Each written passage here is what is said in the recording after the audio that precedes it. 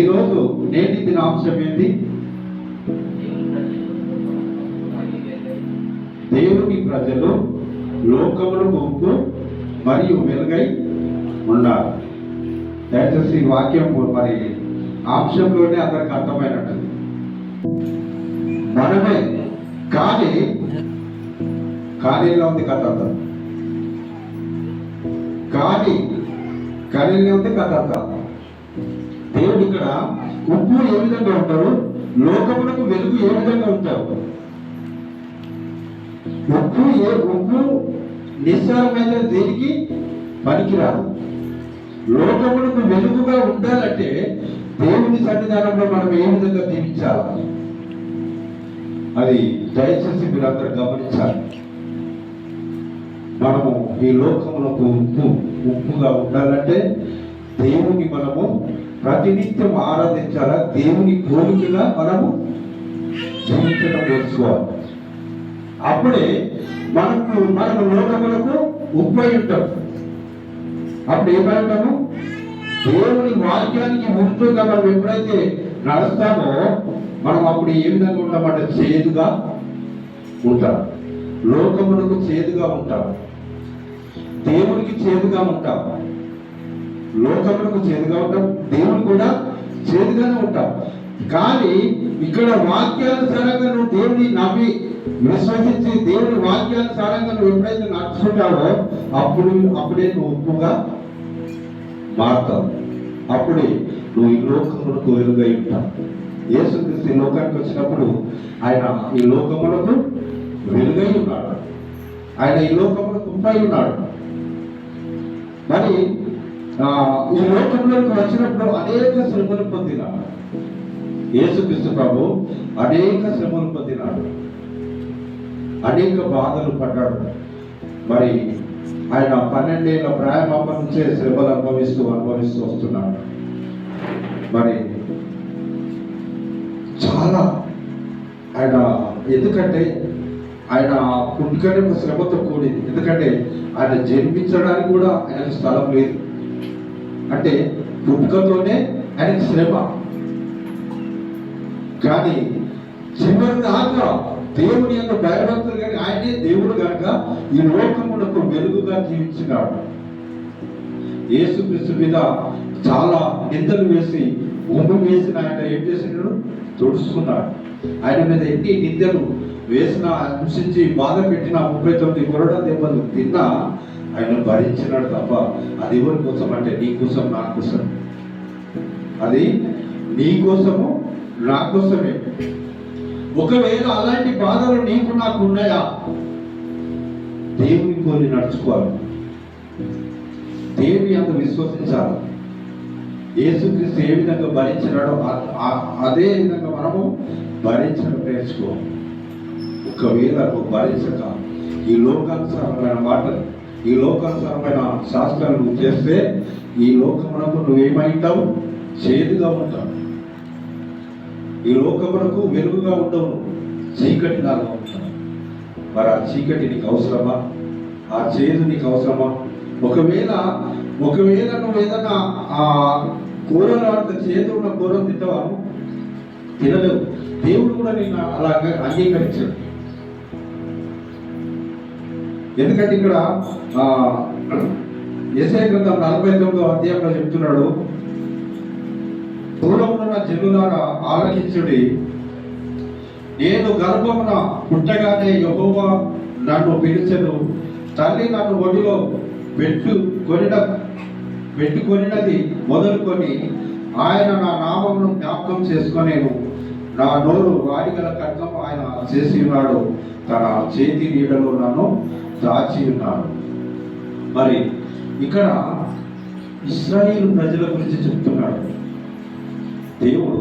ఇక్కడ ఇశ్రాయేలు ప్రజల గురించి చెప్తున్నాడు. మరి దాంట్లోంచే యేసుక్రీస్తు ప్రభు వచ్చినాడు కాబట్టి యేసుక్రీస్తు గురించి కూడా ఇక్కడ మరి చెప్తున్నట్టుగా చూస్తున్నాం. ఎందుకంటే అనేక లేఖనాల్లో మరి ఇదే యెషయా గ్రంథం 9వ అధ్యాయంలో చూస్తే ఏలైనగా మనకు శిశువు పుట్టిన అంటే ముందుగానే తెలుపుతున్నాడు. ఇది కూడా ముందుగానే చెప్తున్నాడు. పీఠంలారా నా మాట ఆలకించిన ఇశ్రాయేలు ప్రజలు చెప్తున్నారు. మరి చాలా చాలా చాలా ముందు ఏం జరగబోతుందో మరి పాత నిబంధనలోనే మరి ప్రవక్తలందరూ కూడా ఇక్కడ నశించారు. అంటే దేవుడు వారితో మాట్లాడింది కాబట్టి మరి అక్కడ ఆ లేఖనాలు చెప్తున్నాయి. మరి ఇక్కడ చాలా మంది ప్రవక్తలు ఉన్నారు. యేషయా ప్రవక్త ఉన్నాడు, ఏలియా ప్రవక్త ఉన్నాడు, ఎలీషా ప్రవక్త ఉన్నాడు, మోషే ప్రవక్త ఉన్నాడు. వీళ్ళందరి ప్రవక్తల ద్వారా ఇది రాయబడ్డారు.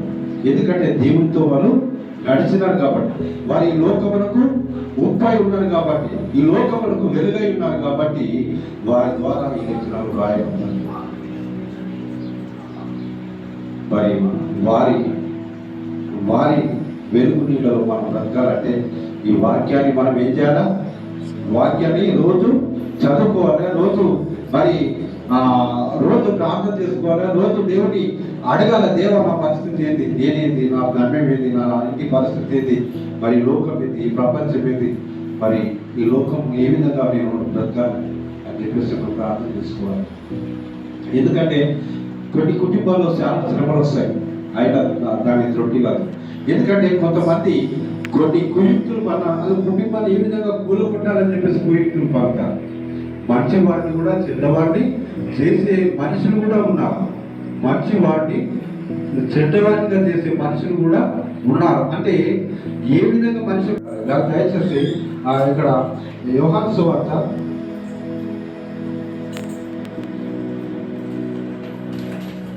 12వ అధ్యాయం 1.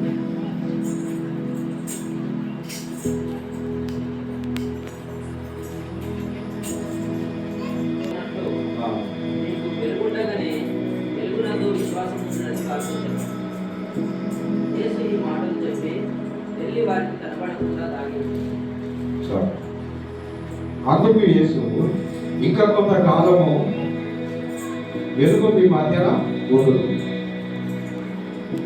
ఇంకా కొంతకాలమే మన మధ్యన వెలుగు ఉంటుంది. దయచేసి చీకట్లో ఎవరైనా నడుస్తారా? నడవరు.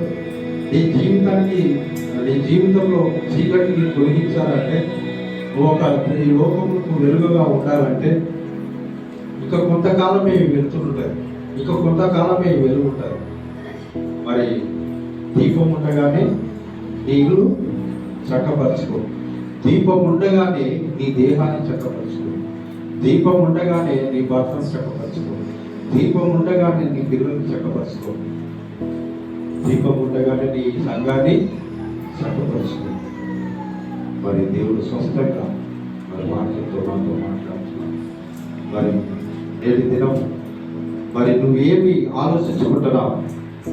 మరి నేటి దినం ఎన్ని రోజులు ఏ విధంగా జీవించినావో మరి వెనుకకు తిరిగి చూసుకో. ఒకవేళ మన పొరపాట్లు జరిగితే మరి ఈ జీవితానికి ఒక రూపురేఖ తీసుకొస్తూ ఒక ఒక ఒక గమ్యాన్ని తీసుకురా.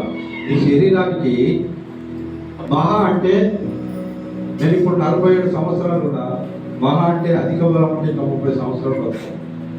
మరి ఆ తర్వాత నాకు ఏముండాలి? ఈ జీవితానికి నిత్య జీవము ఉన్నది. ఆ నిత్య జీవము మనం పొందుకోవాలంటే ఈ శరీరంలో ఈ కాముతత్వము, మరి ధనాపేక్ష, ఇవన్నీ అపవిత్రత, ఇవన్నీ నాలో నుంచి చంపేస్తేనే అక్కడ నీతి కిరీటం నా కొరకు దాచబడుతుంది. మరి ముందు నేను వెలుగున్నంత సేపు మన జీవితాలను సంగ్రహించుకోవాలి. ఇప్పుడు కరోనా వచ్చి ఎన్ని సంవత్సరాలు అవుతుంది? 2 సంవత్సరాలు అవుతుంది. ఇప్పుడు ఏది నడుస్తుంది? 3rd wave. అంటే పిల్లల మీద చాలా ఎఫెక్ట్. అంటే ఇంకా అనేక తెగులు రాబోతున్నాయి. ఆ తెగుళ్ళలో కూడా మనం జయించాలంటే ఆ తెగుళ్ళన్నిటి కూడా మన శరీరానికి దరిదాపున రావద్దు అనుకుంటే ఒకవేళ నువ్వు దేవునికి లోబడి ప్రార్థన చేయడం నేర్చుకో. సంఘం కొరకు, దేశం కొరకు, ప్రధానుల కొరకు, అధికారుల కొరకు, మరి మీరందరి కొరకు దేవుడు నీకు ఒక భారం పెట్టినాడు. ఏమి భారం? సర్వలోకమునికి వెళ్ళి సర్వ సృష్టికి సువార్త ప్రకటించమన్నాడు. ఒకవేళ నీకు ఆ సువార్త ప్రకటించలేము కాబట్టి మనం ఉన్న ఇంట్లోనే మనం ఏం చేయాలంటే మరి దేశం కొరకు, రాజుల కొరకు, అధికారుల కొరకు, సంఘాల కొరకు, గ్రామం కొరకు, రోగుల కొరకు, వీళ్ళందరి గురించి మనము నిత్యము దినదినము మనం ప్రార్థన చేయడం నేర్చుకోవాలి.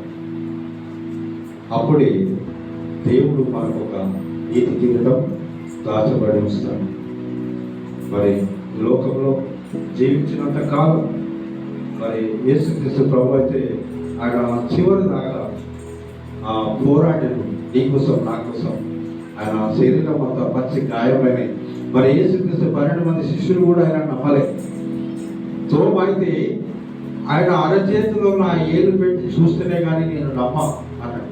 అంటే చూసి నమ్మిన వారి కంటే చూడక నమ్మిన వారు ధన్యులు. మనము చూడలే కానీ దేవుడితో ప్రార్థన చేసుకుంటూ దేవుని యొక్క ఆ దీవెనను మనం పొందుకుంటున్నాం కాబట్టి అదే మనకు రుచికరమై ఉన్నది. దేవుడు మరి పిలిస్తే ఆయన వాక్యంతో మాట్లాడుతున్నాడు.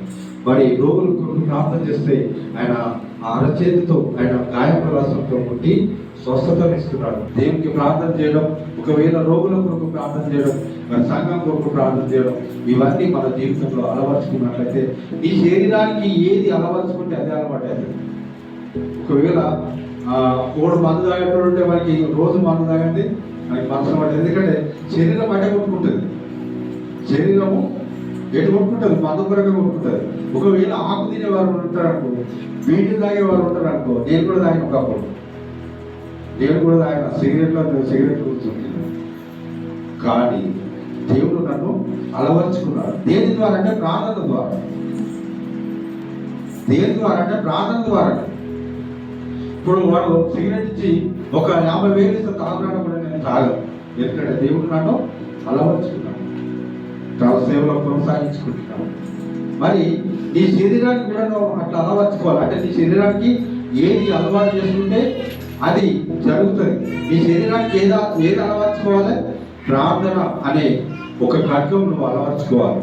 ప్రార్థన అనే ఖడ్గము నీ శరీరానికి అలవర్చుకోవాలి.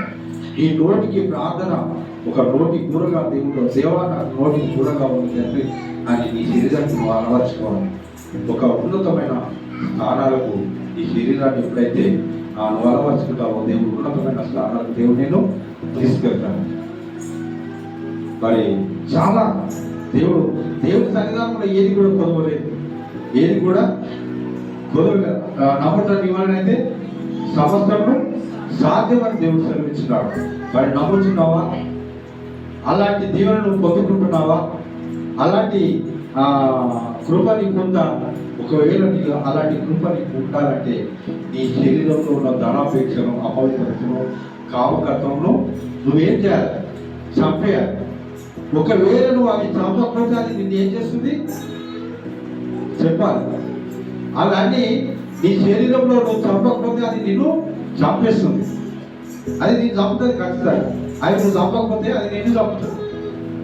ఇప్పుడు కామకత్వము, దురాశ, ధనాపేక్ష నువ్వు చంపకపోతే అది నిన్ను ఏం చేస్తుంది అంటే ఈ కామకత్వం, దురాశ దేని ధరిస్తుంది? గర్భం ధరిస్తుంది. దురాశ దేని ధరిస్తుంది? గర్భం ధరిస్తుంది. అది పరిపక్వమై ఏమవుతుంది? అది మరణానికి దారిస్తుంది. మరి అలాంటి ఈ శరీరంలో అవన్నీ చంపకపోతే నేను చంపేస్తుంది. జాగ్రత్త. నీ శరీరానికి నిత్య జీవం ఉన్నది, నీ దేహానికి నిత్య జీవం ఉన్నది. నీ శరీరం ఒక భయమ శరీరంగా మారబోతుంది. అది ఎప్పుడు మారబోతుందంటే దేవుని యందు నువ్వు భయభక్తులు కలిగి జీవిస్తే ఈ ధనాపేక్షను, కామకత్వమును, అపవిత్రతను ఎప్పుడైతే నీ శరీరం నుంచి తొలగించి దాన్ని చంపేస్తావో అప్పుడే నీ శరీరానికి ఒక అందం వస్తుంది. అప్పుడే నీ శరీరం ఒక భయమ శరీరంగా మారబోతుంది. అప్పుడే నీ పరలోక రాజ్యంలో దేవుని గుడి పార్శ్వమందు కూర్చోవడానికి నీకు అధికారం ఉన్నది. ఒకవేళ నీకు అలాంటి ప్రార్థన కానీ అలాంటి కామకత్వం నువ్వు చంపకపోతే నేను నరకానికి దారితీస్తుంది. నీ శరీరాన్ని నరకానికి దారితీస్తుంది. అక్కడ మండే అగ్నిగుండంలో బలబల మాడతావు. అయ్యా నేను ఇన్ని రోజులు వాక్యం విన్నా కానీ నేను నమ్మలే ప్రభు అని అప్పుడు మొత్తకుండా ఏమి రాదు. కనుక సవాల్ ఉన్నప్పుడు నువ్వు సద్వినియోగం చేసుకోమని దేవుడు హెచ్చరిస్తున్నాడు. మరి అలాంటి కృపా దేవుడు మీకు నాకు దయచేయాలని మరి రోజు ప్రార్థన చేయవలసిందిగా మనం చేస్తున్నాను. మరి రోమా 11:12 రోమా అధ్యాయం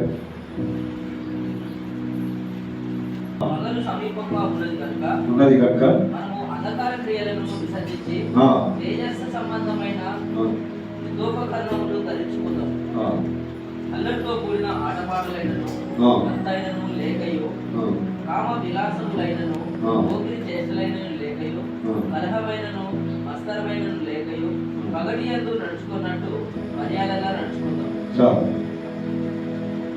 దేవుడు స్పష్టంగా ఏమని సెలవిస్తున్నాడు?